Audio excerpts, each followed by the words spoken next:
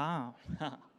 Hello and welcome. People are still tuning in a little bit, so but we'll start kind of like with the boring things. So we'll talk a little bit. My name is Fabian Franz, and I'm here today, and I'm so excited to be here again at DrupalCon, speaking to you. What I have today for you, I'm so excited about. I've talked to everyone I talked to right now, and so even if people are coming in still, we'll start. They would then need to watch the recording later. It's a packed session, so there we go. Components everywhere. We are bridging the gap between the backend and the front end. It's a vision for Drupal core. And first of all, a huge hello to you all in Amsterdam. Welcome to DrupalCon. Welcome to my talk. As I said, I'm excited, and this is so cool. But first of all, please click away the cookie banner, accept our terms and conditions.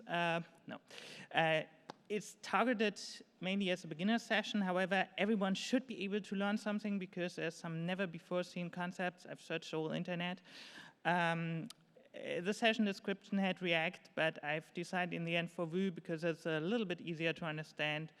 But everything is kind of front-end technology agnostic. You can implement it with whatever you want. It's just that turned out to be the easiest one.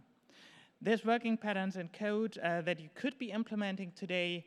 However, it's important that a lot of this work still needs to be done. There's some basic color codes.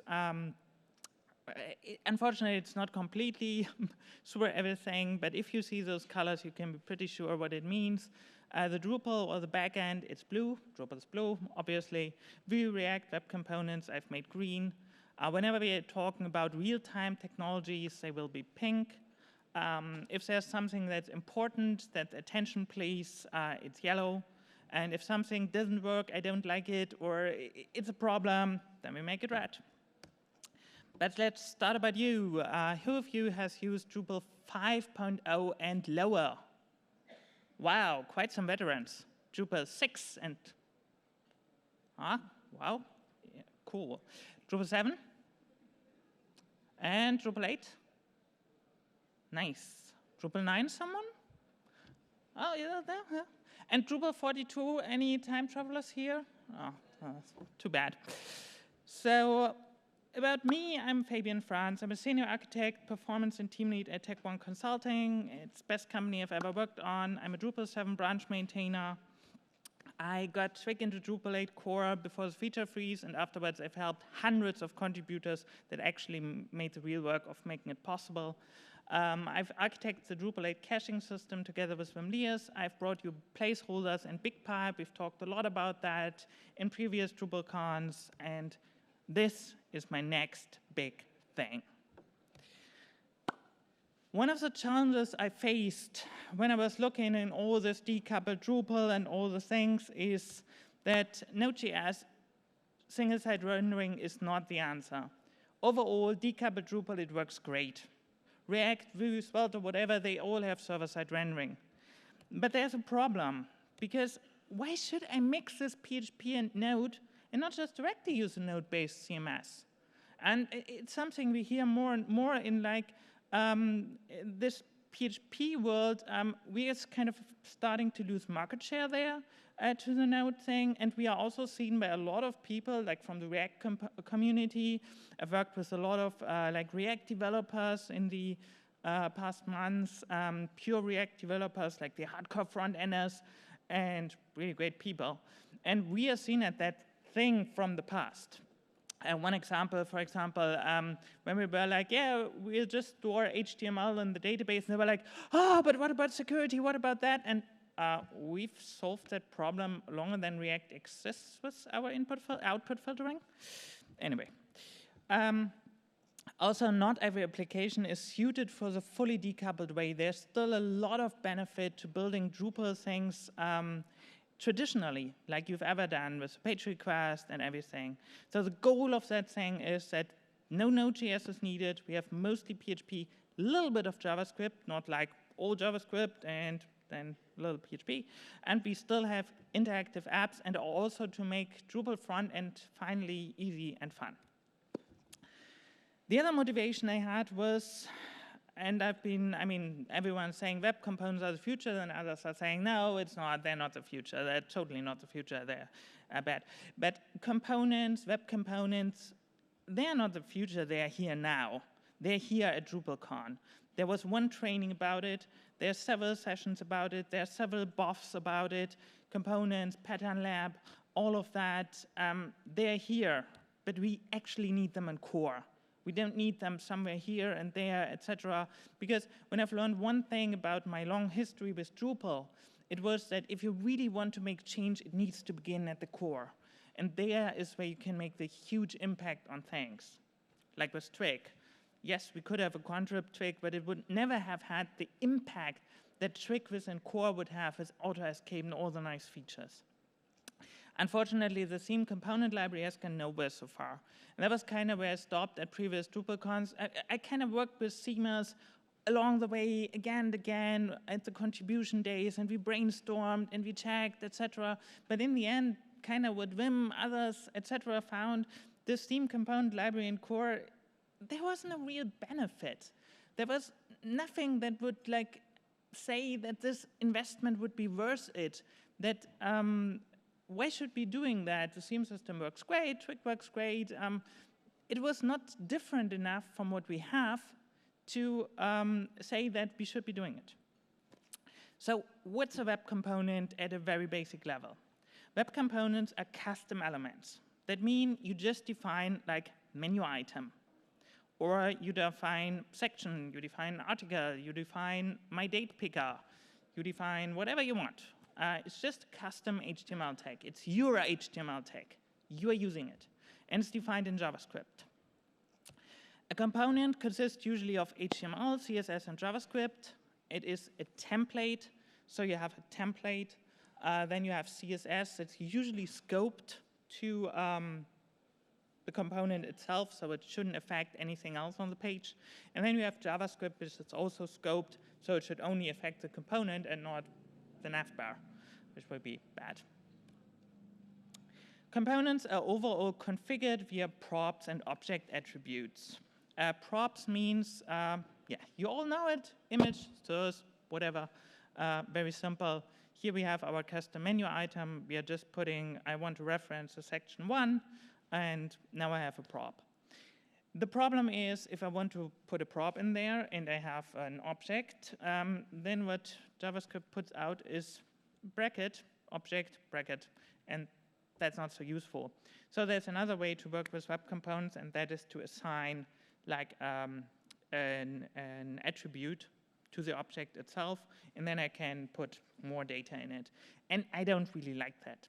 In my opinion, whenever we have something that's so complex, it needs to come from a data tree. It shouldn't be a property. It's no longer configuration, it's data. And if it's configuration, something is wrong with the design of it.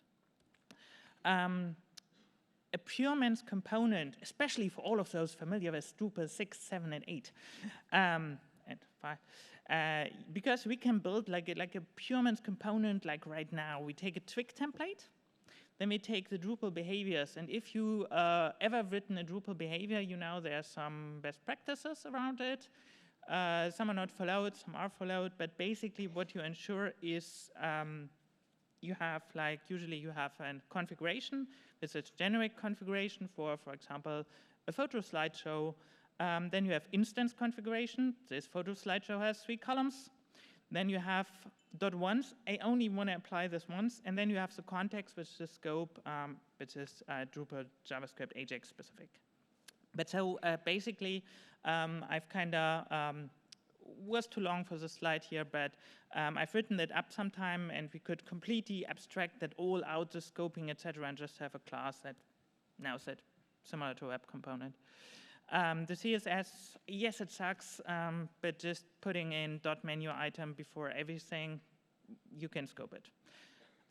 Obviously, all the front-end technologies make this much nicer, etc. And that we could also be investing in that technology. However, we have something that works now. It's a performance component, but we have all that we need. So what's not a component? What's not a component is this. And so there we have a div, we have a class, we have a leave, we have a div, and yeah, it's kind of what Drupal outputs right now. And actually, it's div, div, div, div, div. It's Martin's nightmare. So what's really cool about component trees, and one of the things that really excites me, is they're so nice to read and so nice to write also. It's like it gives the fun back into theming like that, in that I can just write HTML code. And I write my components directly as HTML. I don't have to learn some syntax for including, have a function available or not available. I have a component library, and I use those components. And I think also that's a huge appeal of all those technologies that are here out in the front end. So, but don't we have that already? Like, we have this render API, we have this render tree, we have the theme hooks, we have the types, etc. Thanks, Moshe. In a way we have, but in a way we don't. And to understand a little why it's not enough, we have to take a little history lesson. So because Drupal's render tree, in a sense, it is like a virtual DOM, but it has one flaw you've never thought about. I bet you all just got to the session because of that link bait. In Drupal 6, what we had was HTML theme item list was, the template had all the logic in it, and it's not pure. It was early rendering, so HTML, then we would be putting the HTML in some other HTML, etc. at Drupal 5. In Drupal 6, that changed, thanks to Earl Miles, Merlin of Chaos, many will still know him, also of Views. Recently, by chance, talked with him about it, and he was like, yeah, pure templates, that was why I introduced preprocess in it. And I was like, that was it was about. I've been a theme system maintainer for a long time here, but, well, understanding history helps. So now our templates are pure.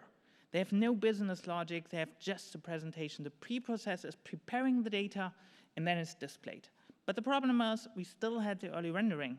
So that changed in Drupal 7 because we want to really give Contrib more possibility of changing the render tree later. So, and that was actually inspired by Form API. So we're building a render tree, we are rendering that tree, and this looks kind of like this. So theme item list, items, but the templates are not pure. But huge advantage, it can be modified till the end. There's also this render. So we had to put a render whenever it's a render array, and not a render when it was not a render array. So that was a little thing. And then Twig came. And if there's one thing I would regret today is not getting rid of render arrays at that point, but instead supporting them. Because the templates are not pure, but they seem pure because we can just write side by left, but internally it's still doing the same render call like before because we kept those render arrays.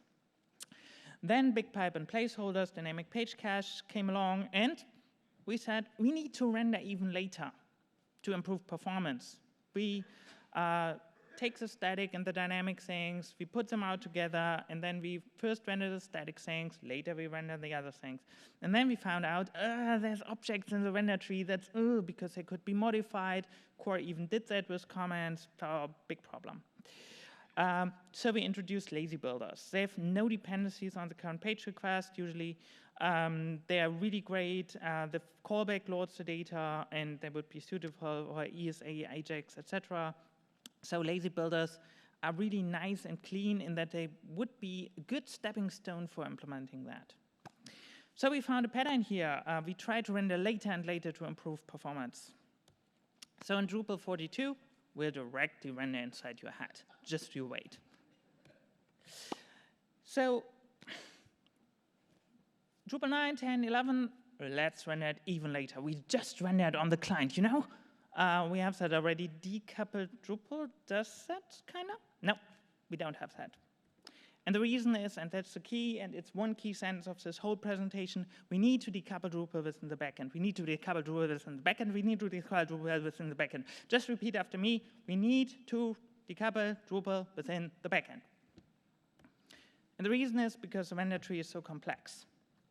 we have data, we have configuration, we have presentation, we have templates, we have preprocess, we have functions, we have even access control in that. And that's all in one tree. And that's really, ooh, how do you decouple that? So let's take a look under the hood of how like a typical React component would work in that. We have like a React thing. So usually a Vue component here, how it works, usually you have like a function when the component is mounted. That means you have your single page application, the component gets mounted in it, that means it starts to be rendered in it, and then before it gets mounted, it gets the data from somewhere. So for example, I want my favorite books in a block, so I would say, yeah, this .favorites would be fetch the favorites from some API, GraphQL, JSON API, all of those nice API first things. And then a typical Vue template would be looking like there's a list for 4 item in favorites, and then I display, for example, the item name. Drupal looks a little bit different. So we have the same for each node loop. Then we build a render array out of that with our favorites. Here we are theming the favorites differently. And in the end, we return an item list, another render array. We put the items in it, and that's kind of how Drupal does things. So Drupal is here mixing the data and state with the presentation, actually. However, React and Vue just get it from some data source. And that's a very, very important point, because insight we are getting here is that the data decoupling of that thing is the key to success here. So, because if we take our same block, like a standard Drupal block, and we just give it a data function, and that returns from some store, from entity manager, from loading, from whatever, from calling Google Docs. Doesn't matter where the data comes from, but it returns your favorites. And then in render, we're using that data from the favorites. And then we export that same data, for example, in Drupal settings. Now we have achieved that we have the same data can drive the front end and the back end, because the same data is now suddenly available at the front end and at the back end.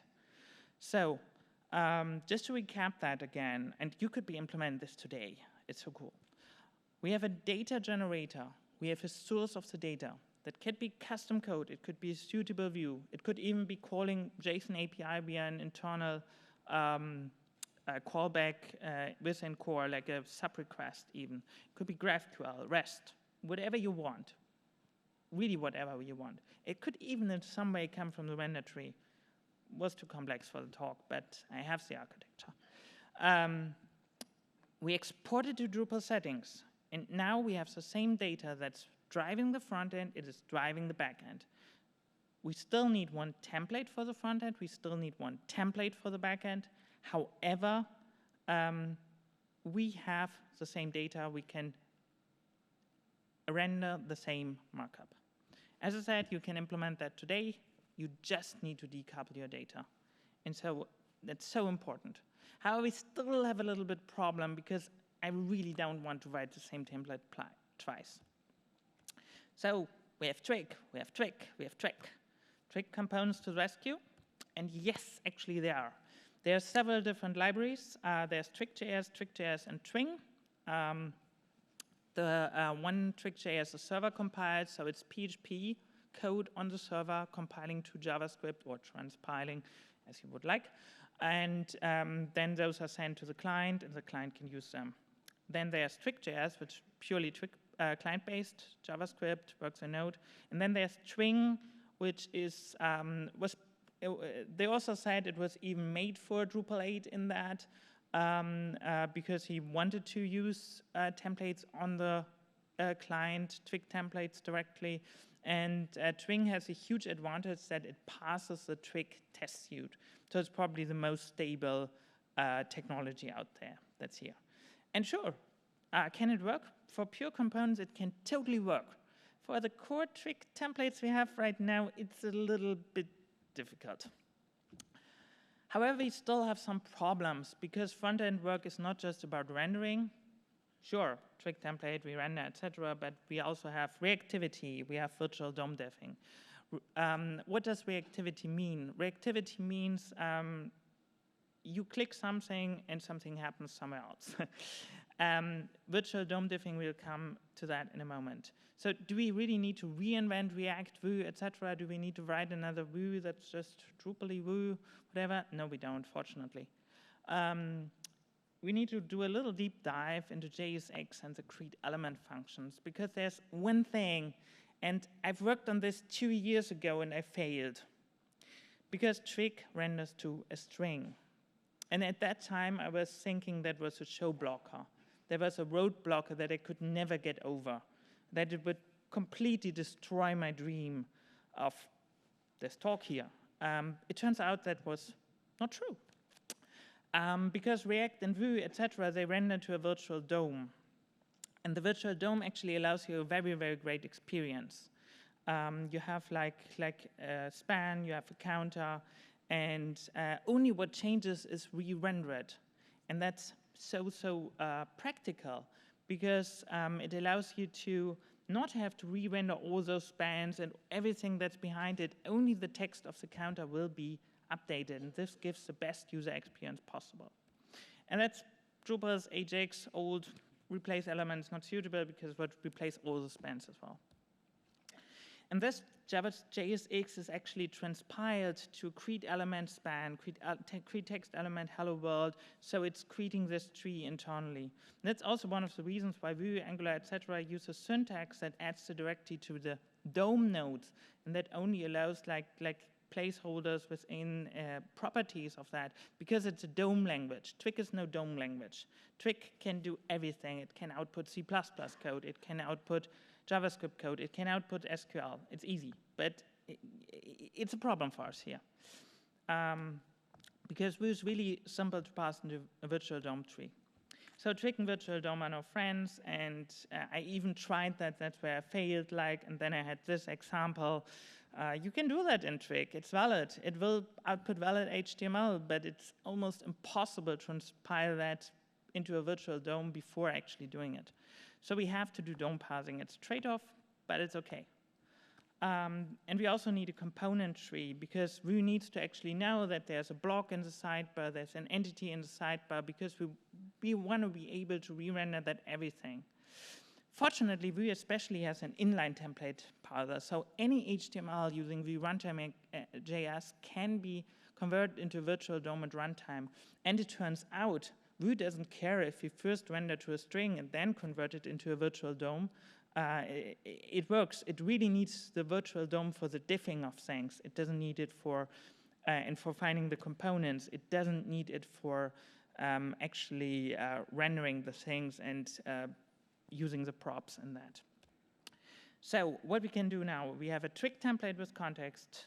We turn it into a string of HTML and components, and that we turn to a virtual DOM. So we get all the benefits of the front-end technologies.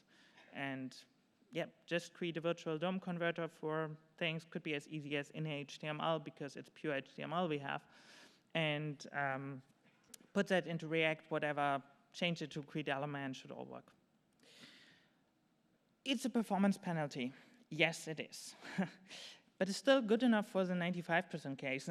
You might be wondering, hey, Fabian is like this performance person, and now he tells us performance is not important. Performance is very important. However, if I have the choice between writing every template twice and only writing 5% of the templates that are performance critical twice, and it might probably still even be much, much faster than just rendering Ajax from the server, I'll take this trade-off for being able to at least do the 95% case.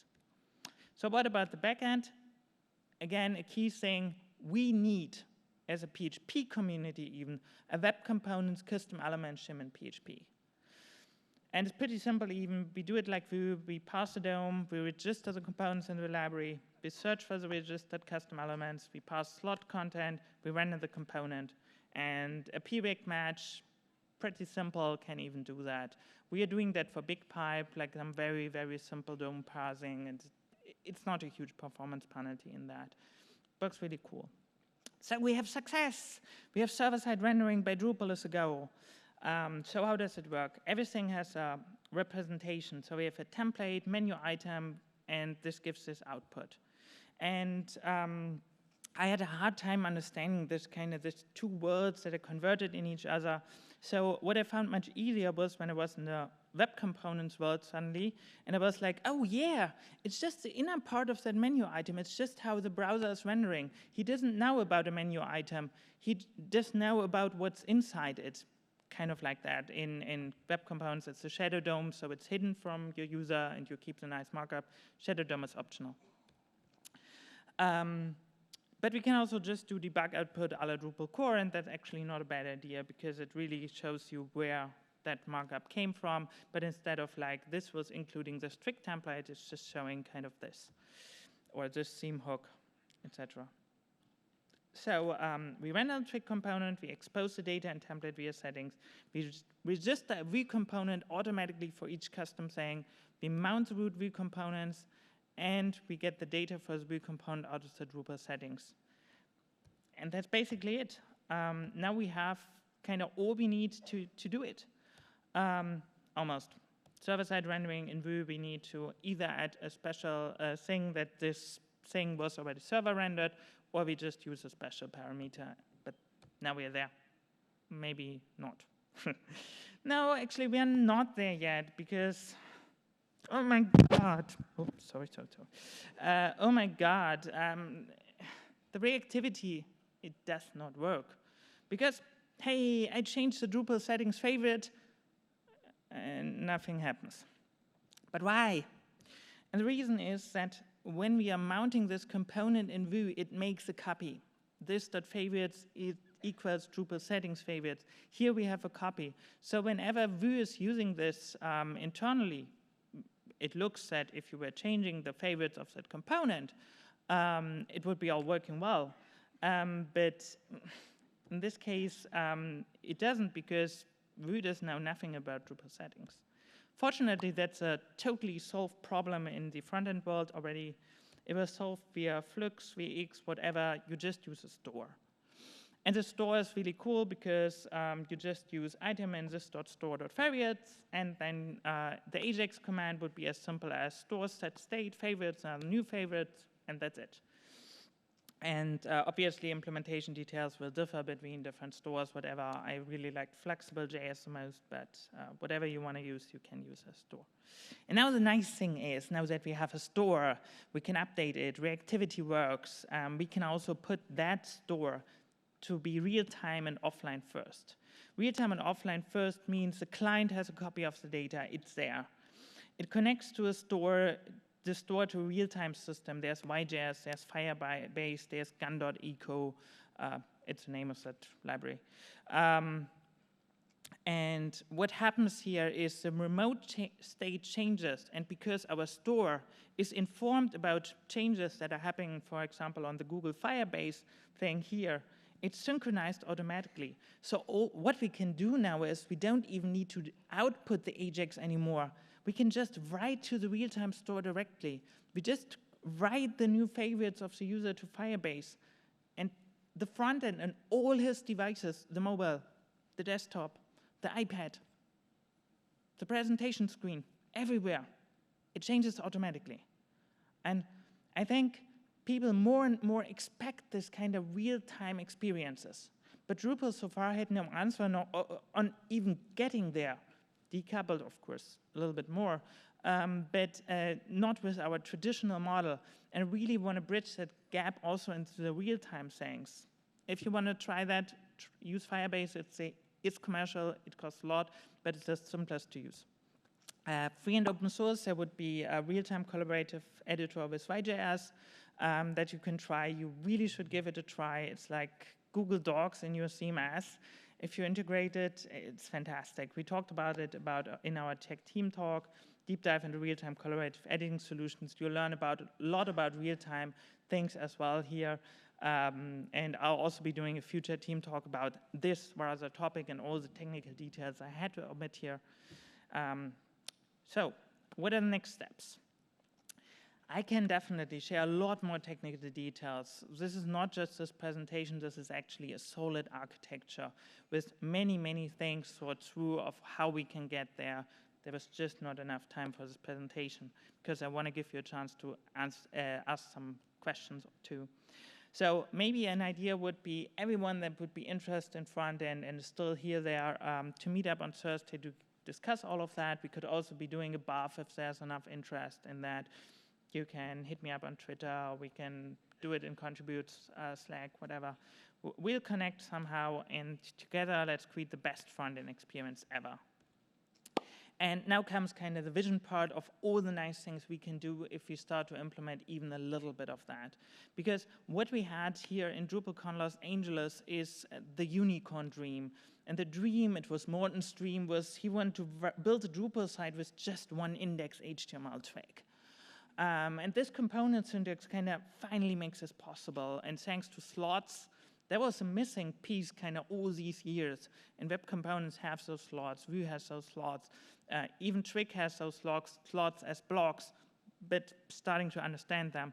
It's really solving this, because here Morten can put his block, and all the other things that someone configured in the UI, they're still output. Morten is not overwriting it, he's extending it. He's putting it to the header of the sidebar. And Morten is also overwriting this, this title of the block, very simple. He just puts slot title, overwriting it, boom, done.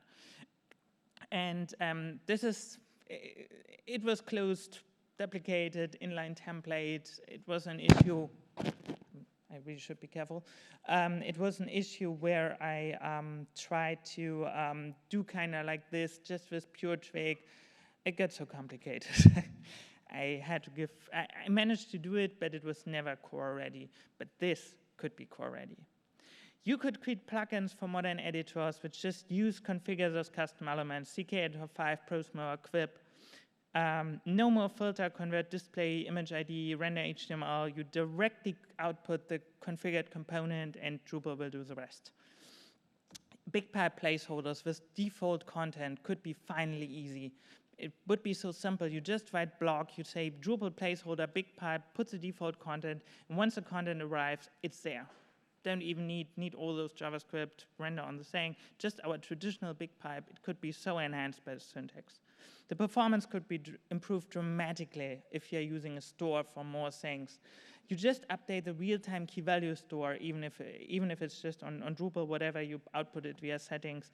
And the data-driven mindset makes it so much easier to think about in that.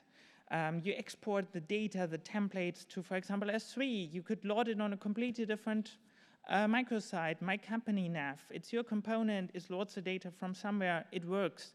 And the company nav is always active on all sites where you're using that component, because it loads it from the remote. It keeps all the nice things like contextual links as part of the data tree. There was a huge problem with decoupled implementations always, like contextual links, we are losing so much. The preview, live preview, all of those things. It also makes progressive decoupling easier than ever. There's also a session here at DrupalCon about progressive decoupling with Vue that we might check out. It's completely front-end technology agnostic without reinventing the wheel. So we don't have to reinvent the wheel. We don't have to write another Vue. We can really just use it. And last but not least, this would make single-page applications possible without writing a single line of JavaScript. What do you think?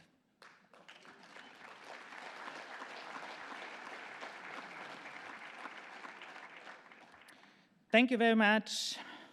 Please like, subscribe, follow me on Twitter, and hit the bell. Rate my session. I'm Fabian, Franz, Fabian at talk1consulting.com. If you have questions, please ask.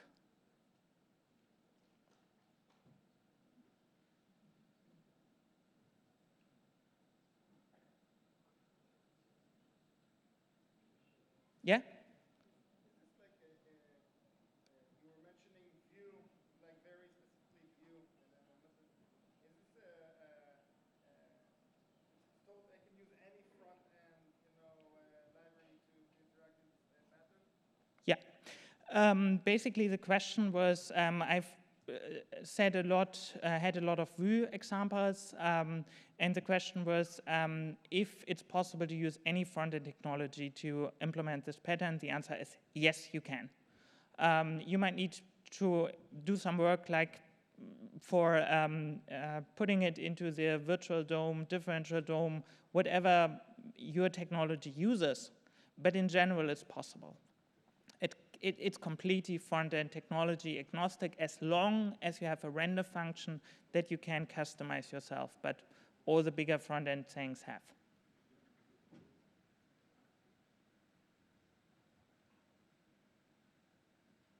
Next question, yeah?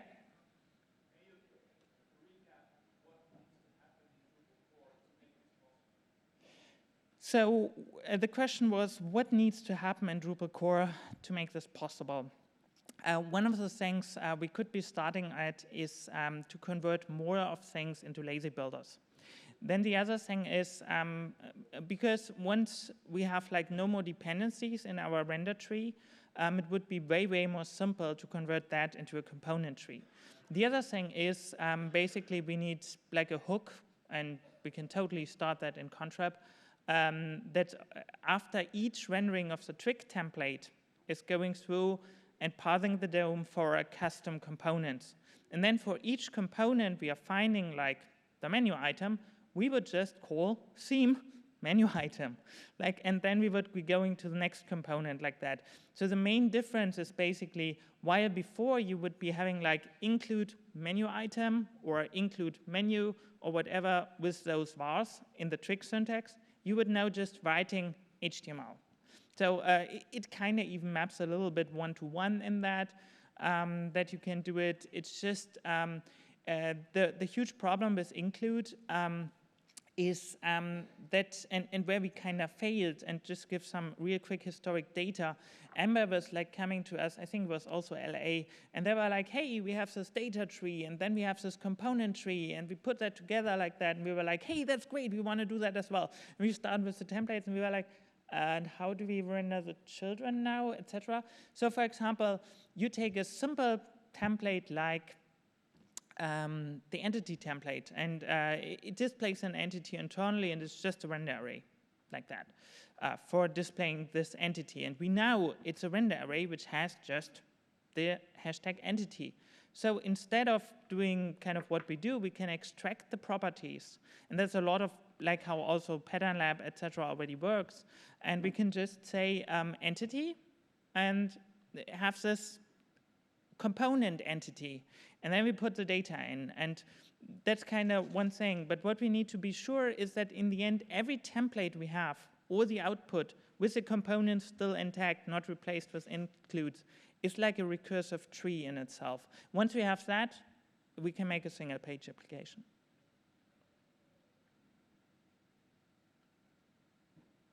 Yeah?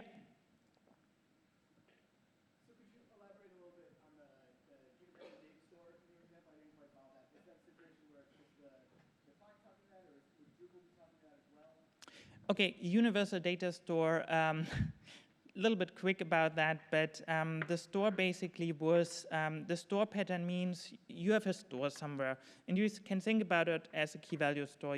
So you put data in at some key and you get it out at the key. For example, as simple as that, user one favorites, that's my key. That's slightly related to caching because in essence, the favorites of a user, the data of that, whenever it changes, we need to change the store. So I favorite something else, I change the store. So it's a permanent cache because it's always accurate, reflecting what the favorites of my user are. Now I have two possibilities. I can output those favorites within Drupal settings, and that's the kind of normal way how you would be getting the initial data into the store, and then if I have an update, I would set the state. The universal store is different. There. We can just imagine this is Google, and this is Firebase. So in this case, with Google and Firebase, we would be writing the user favorites over there. And the front end would also be getting it from over there. And whenever it changes, They inform us that this has changed now. They inform us, and all our devices are synchronized. So Drupal in this case would indeed be directly writing to Firebase. It would not be communicating with the front end, but it would just communicate with its store. And that alone is also a pretty powerful pattern. And with YJS, it would be possible to implement it even peer-to-peer, completely open source. We're out of time, but one last question, yeah?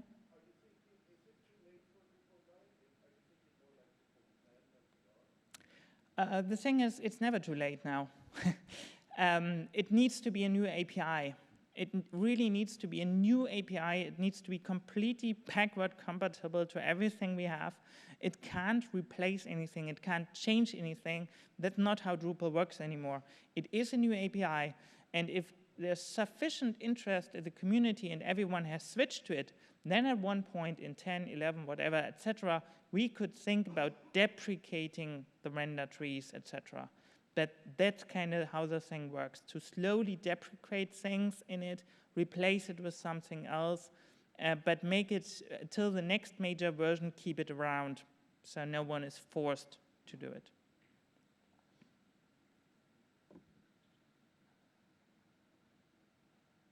Okay, we are out of time.